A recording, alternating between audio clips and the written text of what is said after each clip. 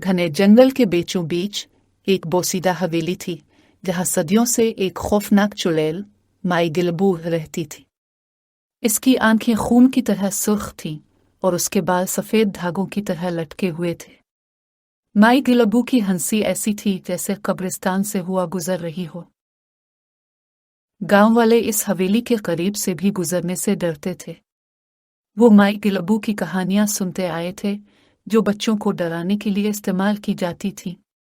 कहा जाता था कि वो रातों को जंगल में घूमती है और जो भी उसके रास्ते में आता है उसे हमेशा के लिए गायब कर देती है।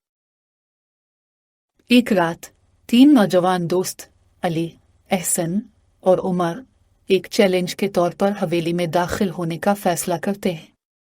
वो जानते थे कि यह खतरनाक है, लेकिन वो अपनी बहादुरी दिखाना चाहते थे।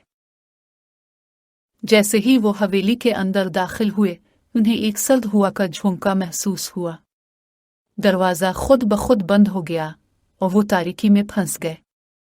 हवेली के अंदर पुरानी फर्नीचर पर धूल जमी हुई थी और दीवारों पर अजीबो-गरीब साए रक्स कर रहे थे। वो आहिस्ता आहिस्ता आगे बढ़े और उन्हें एक कमरे से मध्यम रोशनी आती दिखाई दी।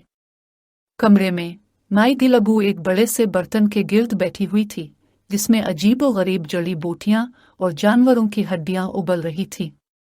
इसकी आवाज गूंज रही थी, तुम यहाँ क्यों आए हो, नादान इंसानों? नौजवान डर गए, लेकिन अली ने हिम्मत जमा की और जवाब दिया, हम सिर्फ देखने आए थे। माई गिलबू ने एक खौफनाक हंसी हंसी और कहा, देखने आए हो? अब तुम हमेशा के लिए देखोगे। इसने बर्तन में से एक धुआंधार माय निकाला और उन पर फेंक दिया।